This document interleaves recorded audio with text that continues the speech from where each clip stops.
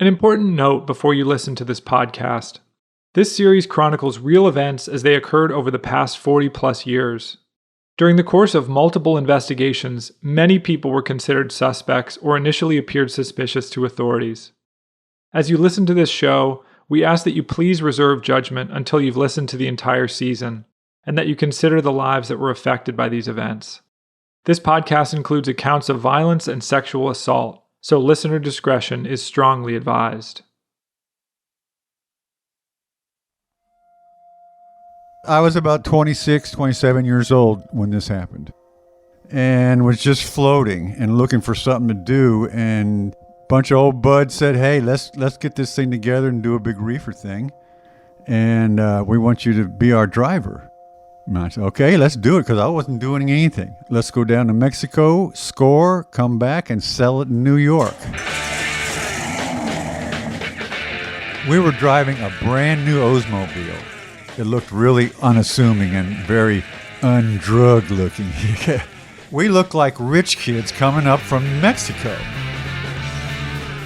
We had a giant golf bag. Big, as big as you could get. And we stuffed 100 pounds of pot down in the bottom of that bag.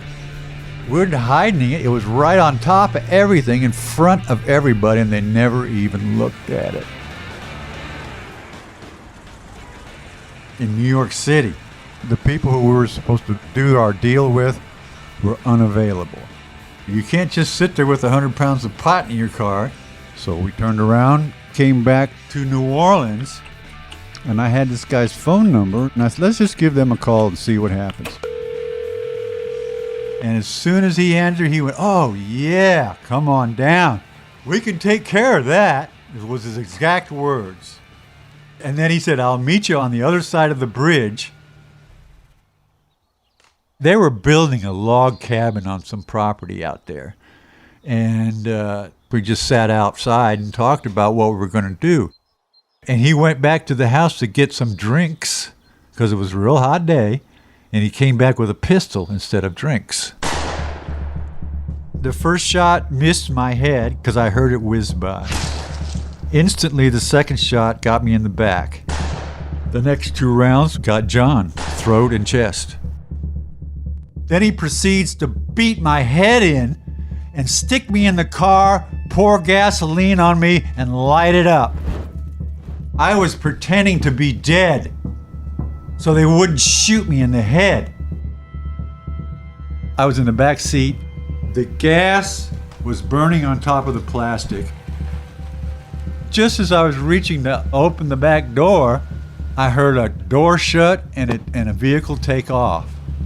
So I flipped the plastic off of me that was on fire and slid out the back door. Took a few steps and fell out unconscious. The next thing I know, the firemen were there. He broke my jaw, he broke my nose, and I had to have my right eye removed. For 100 pounds, 100 pounds of pot. That's nothing. I mean, that fucker was evil. Period. The guy he would drop your mother in a heartbeat. I had to have the last rites twice when I was in the hospital. I came so close to death. I think about that all the time. It's almost too much for luck. You gotta have God with you. I'm sorry. Did you ever go back to St. Tammany Parish or No. Shit, buddy. I'd be so paranoid. Oh, hell. Fuck, man. That was Dean Weisner, a retired electrical technician from Austin, Texas.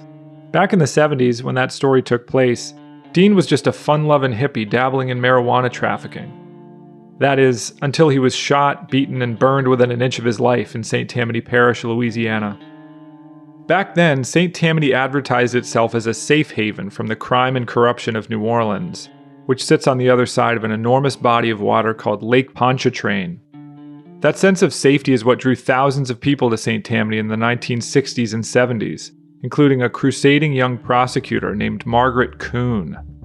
Margaret moved to St. Tammany in the late 70s, around the same time Dean Wisner was nearly killed. In fact, she would later ensure that one of Dean's attackers remained in prison after he filed an appeal. But as people like Dean understood, there was a darker side to St. Tammany. And that darkness would ultimately consume Margaret Coon. I'm Jed Lipinski. This is Gone South, a documentary podcast series from C13 Originals, a Cadence 13 studio. Season 1, Who Killed Margaret Coon? Episode 1, Beau Chene.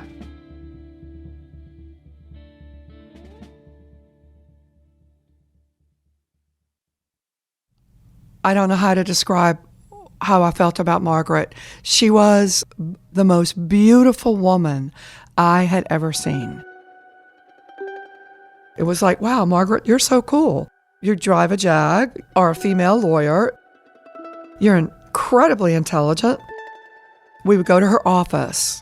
She would have gorgeous antiques, beautiful, expensive artwork. She had Oriental rugs on the floor. She had her Afghan dog. Everything about her was elegant, intelligent, and she was perfect. That's Claire Urson. In the 1980s, she was Margaret's aerobics instructor at the local YMCA. Over the years, they became close friends. She always came to my class. I don't think she ever broke out in a sweat. How did you not sweat? Why do you look her makeup was perfect. She had the most adorable figure. She was our idol. We wanted to grow up and be Margaret. The way she's describing Margaret is how just about everyone describes her. Beautiful, intelligent, stylish. It's how she was described to me when I first heard about her. It was 2019, and I was producing a Netflix documentary called The Pharmacist about the opioid epidemic in Louisiana. The story was based on an article I'd written for the New Orleans Times-Picayune, where I worked as a crime reporter. In the midst of filming, I got to know a DEA agent from St. Tammany who remembered the case from years ago. It sounded interesting, so I looked into it and reached out to some of Margaret's old friends and colleagues, people like Tom Mull, who worked with Margaret at the DA's office. Without engaging in hyperbole, she was an angel. She was sweet and smart and friendly and helpful and just one of the best people I've ever worked with. And as a trial attorney, she could be very aggressive when she needed to be, and she knew when that was necessary, and she would back off and become the lady that she was the rest of the time. So using those two variances in personality and temperament is very effective in court. She was very good at that. The first time I met Margaret, I was in the St. Tammany Parish courthouse. This is Lori Mull, Tom's wife, who was also a lawyer. Tom had just started work there, and he was introducing me to some of the people he worked with. And it would be impossible not to remember the first time you met Margaret.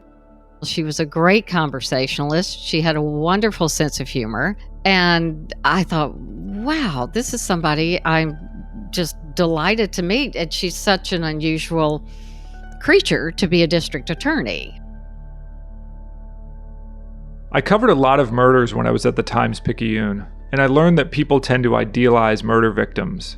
He'd give you the shirt off his back. I probably heard that dozens of times. But the way people described Margaret was different. It was excessive. She seemed too good to be true, almost mythical. So the next time I was in Louisiana, I started investigating the circumstances of her death. As an assistant district attorney, Margaret specialized in sex crimes and crimes against children.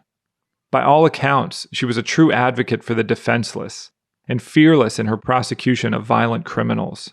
I swear, I think she believed in truth and justice and doing her part to give back to the community. I think she was that kind of person. She didn't do it for the money. I think she was pure. I think she did it to put the bad guys behind the bars. and protect the rest of us. The investigation into Margaret Coon's unsolved murder has been long, frustrating, and at times bewildering.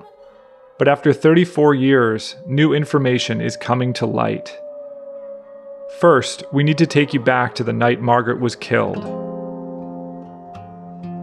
In February of 1987, Margaret was living in an upscale gated community called Beau Chene, French for beautiful oak. It was the most exclusive neighborhood in the parish. Set on 1,000 forested acres, it had 2 golf courses, a tennis club, and a swimming pool, all centered around an old plantation house that was converted into a sales office. Oh, Beau Chene growing up at that time was the place to live. It was supposed to be the premier safe subdivision. Raise your family there, play golf there, swim, play tennis. A complete family atmosphere where you didn't have to worry about, as they put it at one time, the riffraff. That's Trey Hoffman. Trey grew up in Beau Chene, and in the winter of '87, he was working in the golf cart barn at Beau Chene Country Club. The golf cart barn was a hive of activity. After rounding up the carts, Trey and his crew had to clean, park, and charge them, and make sure kids from the neighborhood didn't steal them, tasks that often kept them busy until 9 or 10 p.m. By and large, it was a steady and predictable job, with one exception: the night of February 19th, 1987. That specific night, we were starting to bring carts in. We had them all lined out up front. We were cleaning them. And randomly, golf balls were starting to fly through the air. They were hitting the top of the roof. They were hitting the side of the barn. They were hitting everywhere. And the golf balls started coming from nowhere. I mean, we thought it was one of the other guys working with us. We couldn't figure out what was going on. And then we figured out somebody was literally trying to hurt us. The golf balls were coming at us so fast that we were running in and out of the golf bag storage closet, as well as trying to find a way to get to the front main club to tell the manager what was happening to us. It stopped for a few minutes, and then it started right back up. And nobody could figure out where the golf balls were coming from. According to Trey, nothing like this had ever happened before. This was new. We'd never had golf balls thrown at us because of the danger of it. If you were to get hit with one of those balls, it could definitely do damage. They were just coming too hard and too fast. After 20 minutes or so, the golf balls finally stopped falling, and Trey and his team wandered out of the barn. That's when they learned that another Beau Chene employee, a guy named David Talley, had chased somebody into the woods. The manager at the time had told us David has taken off chasing somebody. He said, look, we've called the guards, and we were told to get everything cleaned up and lock the place up. Most of the shifts, we only had like maybe 3 officers and a lieutenant. So we just generally patrol the parish and respond to any calls that were given out.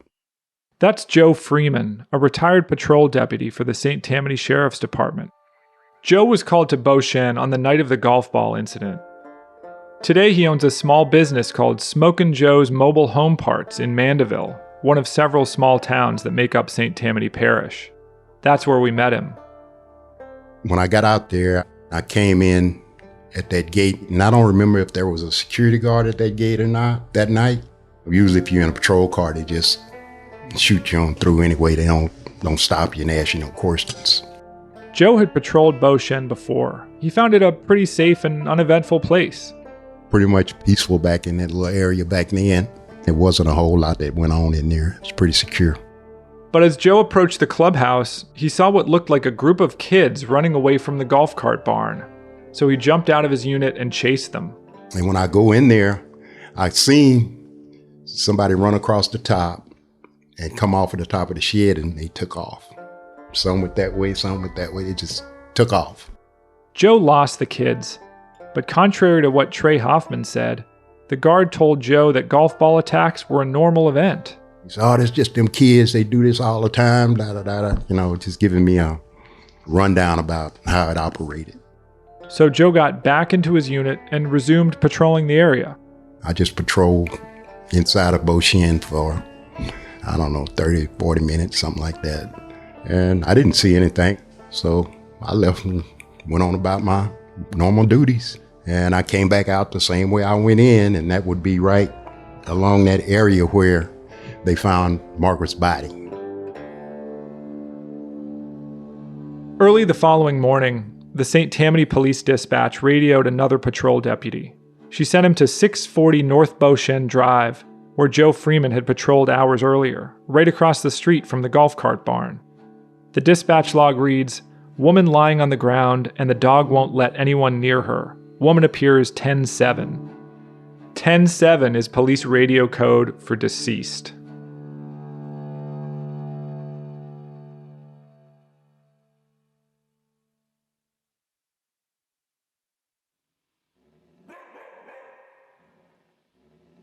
A little after 6 a.m. on the morning of Friday, February 20th, a Beau Chene resident pulled out of his driveway and saw something off the side of North Beau Chene Drive. It was a body, with a large dog standing next to it. The resident ran back into his house and called Beau Chene security. Shortly after, a St. Tammany patrol deputy named Danny Jenkins was dispatched to the scene. I got a complaint that someone had been hit by a vehicle in Beau Chene. When I got there, there must have been 15 people standing around, just walking all around. Jenkins was the first cop at the scene, but firefighters were already there, and they'd done something unusual. There was a dog there, an Afghan, and the fire department had sprayed the dog to get it away from the body, and someone had tied it to a post nearby. They had sprayed the Afghan with a fire extinguisher, meaning they'd sprayed the crime scene with a fire extinguisher. It was obvious to me that the woman on the ground was dead, and I think she had been there for quite a while. When Jenkins approached the body, he realized she had not been hit by a car. Well, initially, I was thinking that her clothing should have been torn and ragged from being struck by a vehicle and maybe sliding on the concrete or asphalt, but I didn't see any of that. It didn't seem to me that there was a robbery. That looked like she had been attacked from behind. I could see that there was a lot of blood on the side, and I couldn't tell if it was a gunshot wound or a stab wound. So I got all the people away. I told them that it was a homicide, and if they would, to please move to the other side of the street. Jenkins radioed the dispatcher and told them to alert the detectives and the crime lab. 126 Central, notify Detective Division, subject 10-7, and not exactly sure what the cause of death is. I knew that we needed an investigator, and the crime scene needed to come out there and gather evidence. We had to get everybody on board. Call Detective Baroni and call Drennan.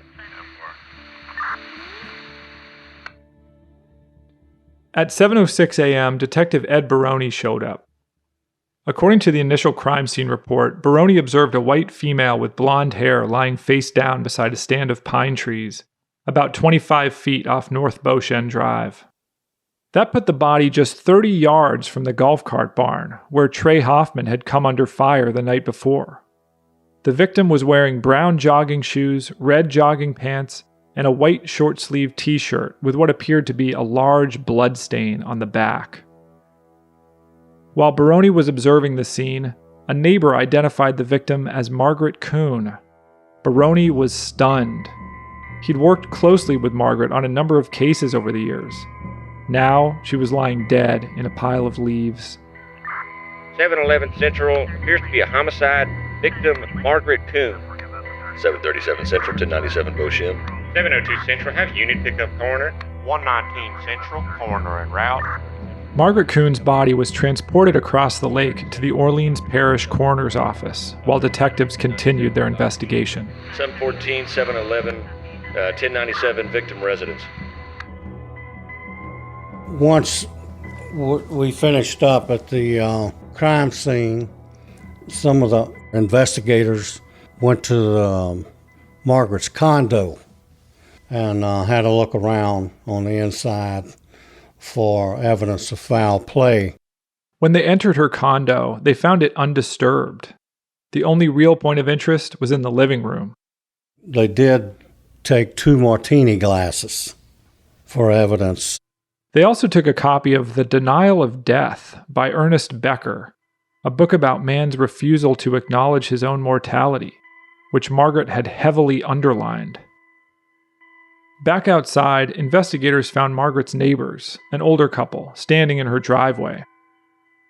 They had said they had seen her around 8:30 the night before, jogging with her dog.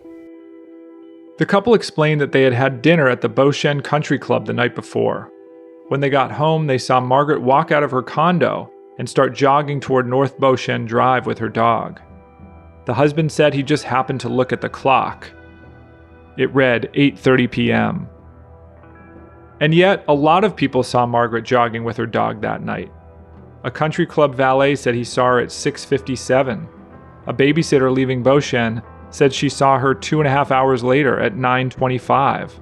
What's even weirder is that multiple people said they saw her dog wandering alone by the tennis courts between 7:15 and 7:30. The sun set on St. Tammany that night at 5:51 p.m., so it was dark when all those sightings took place. The fact that Beau Chene didn't have any streetlights back then made it even darker. Plus, people we spoke with said that Beau Chene was full of nighttime joggers, some of whom had dogs. So it's hard to know how reliable those sightings were. What we do know is that around 12 hours after she was reportedly last seen jogging through Beau Chene, Margaret's body was being examined at the Orleans Parish morgue. The body is that of a well-developed, slim, white female, appearing somewhat younger than the stated age of 41 years old. The body is cool to the touch and has not been previously refrigerated.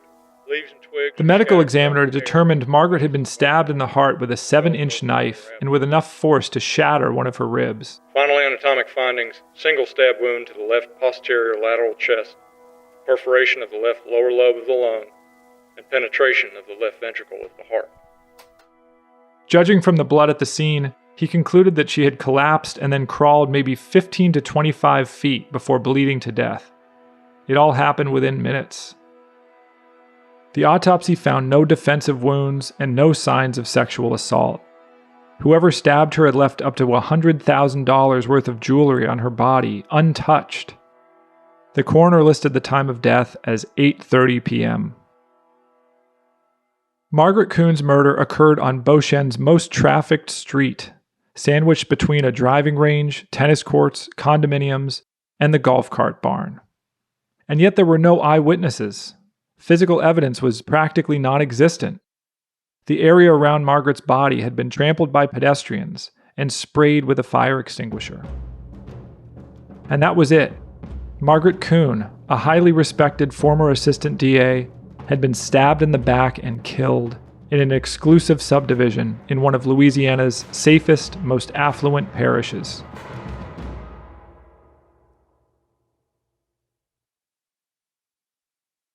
So I covered crime for the Times-Picayune.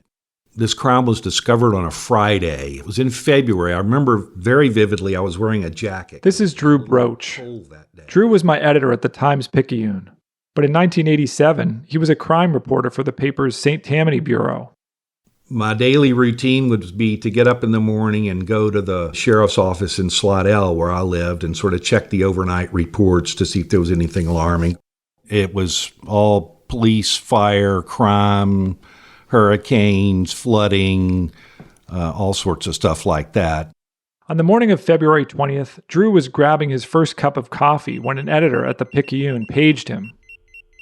So I found a payphone and called in, and they told me there had been a homicide in Beau Chene. I think they actually told me it was Margaret Coon. So I turned around and drove the 20 or 30 miles up to Beau Chene and bluffed my way past the guard. I mean, I pulled up and I think I sort of waved my Times-Picayune ID without him really being able to look at it, but I waved it as if it looked official, and I said, "I'm going to the crime scene," and he just waved me through. Drew knew he had a huge story on his hands. Single, white female, blonde, very attractive, ex-prosecutor, professional lawyer, divorcee, stabbed to death in rich, exclusive subdivision. You know, that touches a lot of buttons there. This is unbelievable. A lot of us walk in the subdivision and we've never had any trouble like this before. It was total shock. Authorities are still investigating how the killer got past the guard post and why he murdered Margaret Coon. As Drew wrote and filed his story, Trey Hoffman, the young supervisor of the golf cart barn, spent the day processing what had happened the night before.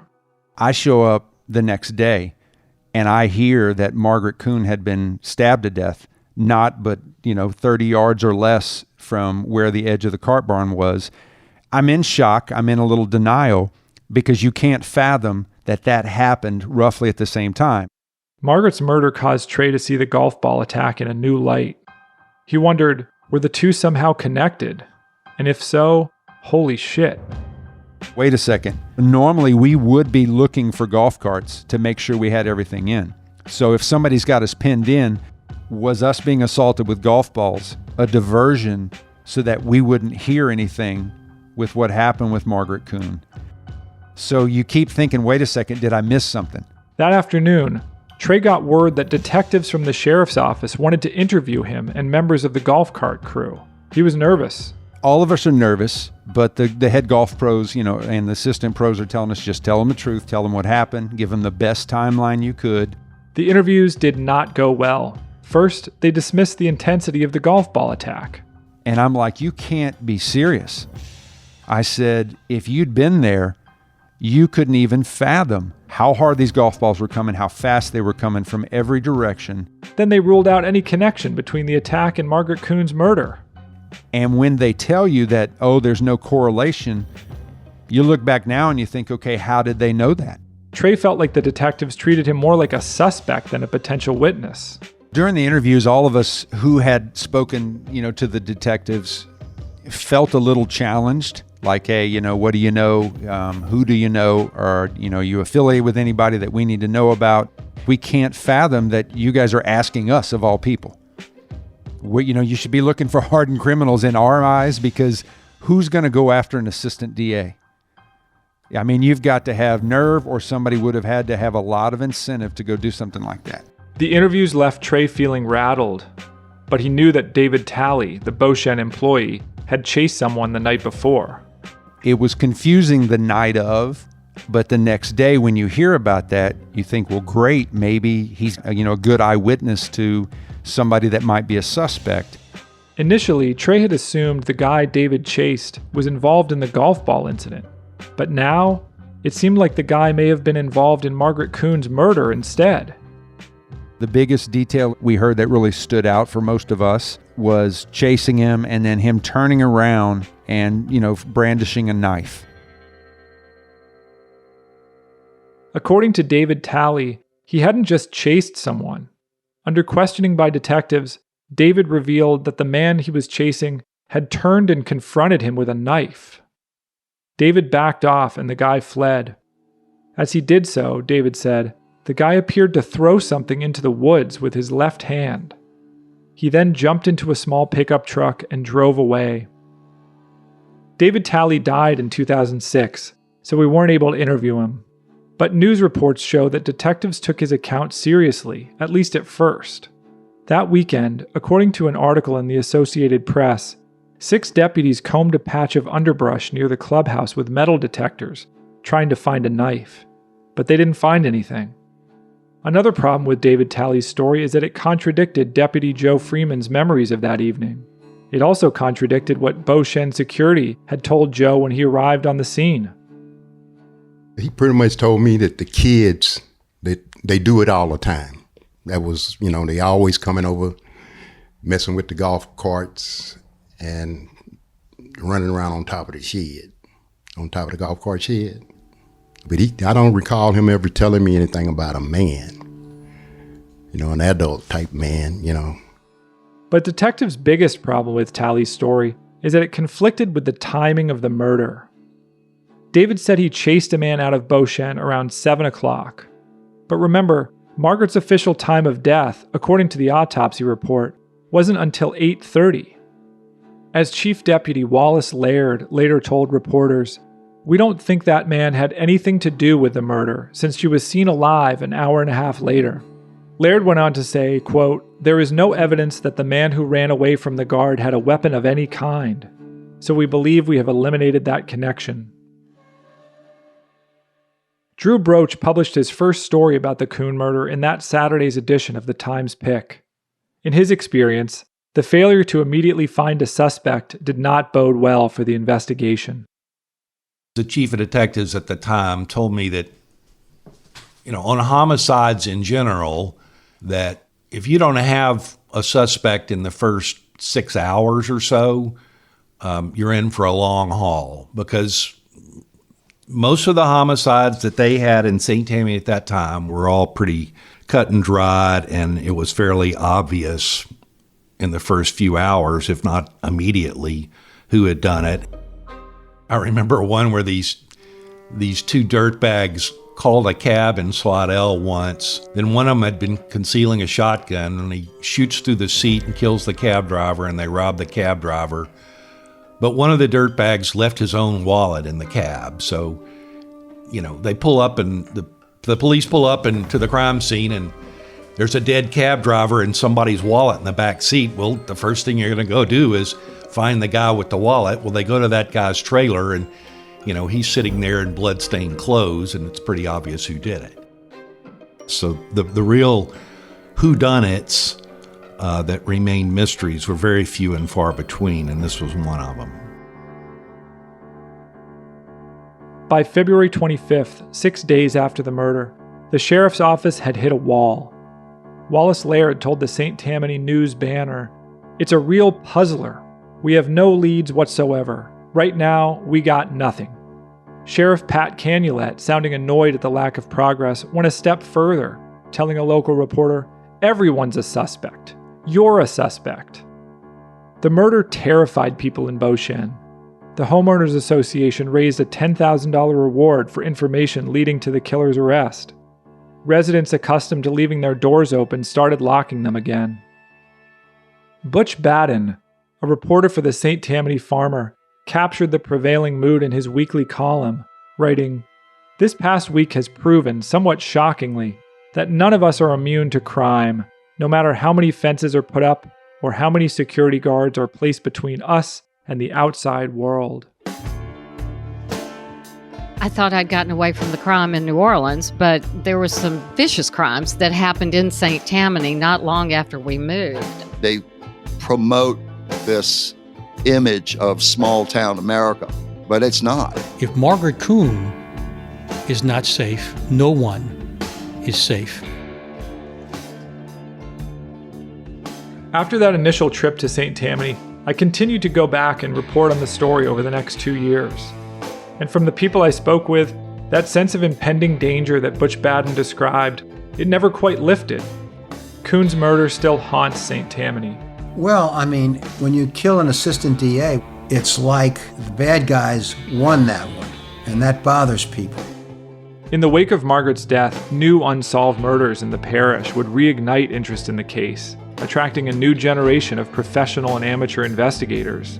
Private eyes, law students, actor Steven Seagal, even the man who played 1980s icon McGruff the Crime Dog. They would all develop a wide array of theories. It was probably somebody from within the Beau Chene family there. There was that Slidell cop that was molesting the kids that Margaret was prosecuting. She said, "I can't live next door to this man." She couldn't stand him. No one said, the deputies do not go to sleep. The DAs don't go to sleep until they bring the person or persons involved before me. There was none of that. And that was a big red flag for me. A big red flag. This crime took place a long time ago, but things have changed in St. Tammany. The good old boy network that ruled the parish for decades is crumbling. Margaret's former boss, Walter Reed, who served as DA for nearly 30 years, was sentenced to 4 years in prison on corruption charges. Tried on 19 corruption counts, including conspiracy, wire fraud, money laundering, and tax evasion. He was convicted on all but one. Multiple police chiefs, sheriff's deputies, even the parish coroner have all done jail time. Under pressure, Dr. Peter Galvin agreed to turn over thousands of documents. Galvin is under fire for the way his office spends public money. The longtime sheriff, Jack Strain, is now facing charges for aggravated rape of a juvenile. Charging Strain with 4 counts of aggravated rape, 2 counts of aggravated incest, sexual battery, and indecent behavior with a juvenile. Indictment said all of this has prompted St. Tammany to re-examine its recent history. The fact that so many former power players proved to be corrupt has caused some to wonder if maybe they had something to do with Margaret's death. We turned over probably 25,000 pages of documentation of corruption in St. Tammany. And maybe the reason they haven't made an arrest in Margaret Coon's murder is because they're not looking at themselves. The new district attorney, Warren Montgomery, pledged to, quote, spend whatever resources and time necessary to solve Coon's murder. In response, the sheriff's office recently reopened the case, and yet no one is assigned to it. It remains in limbo, open but inactive. That's where we come in. I wanted to know what was behind the local obsession with Margaret Coon. But the deeper I went, the stranger things became. Why, after 34 years, were so many cops reluctant to talk about details of the case? Turn that off for me. Turn that off, Lloyd. Listen, let me say this. Turn everything off just a minute. Sure. Despite the supposed lack of motives, why did so many people seem to want Margaret Coon dead? I also wanted to know, what was it like to be her, a progressive female prosecutor in one of the most conservative districts in the South, a place that would come to incarcerate more people per capita than almost any other place on earth?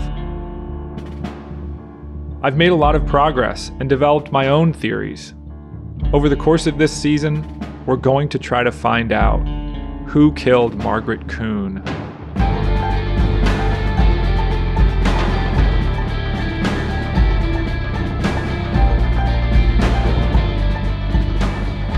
If you have tips or information that you'd like to share related to the unsolved murder of Margaret Coon or other relevant topics, you can call us at 650-746-GONE or email us at gonesouthpodcast@gmail.com. Thank you for listening to Gone South, a direction and production of C13 Originals, a Cadence 13 company. Executive produced by Chris Corcoran of Cadence 13, along with John Liebman, Ken Lee, and Jared Shear. Written and narrated by me, Jed Lipinski. Directed by Lloyd Lockridge. Produced by Tom Lipinski. Edited by Alistair Sherman, with assistant editing by Molly Nugent. Research and production support by Ian Mont and Paige Heimson. Recording and engineering by Bob Tabador, Bill Schultz, and Sean Cherry. And mixed and mastered by Chris Basil. Original music written and performed by Casey Wayne McAllister. Marketing and publicity by Brian Swarth, Moira Curran, Hilary Schuff, and Josephina Francis. Cadence 13 is an Audacy company.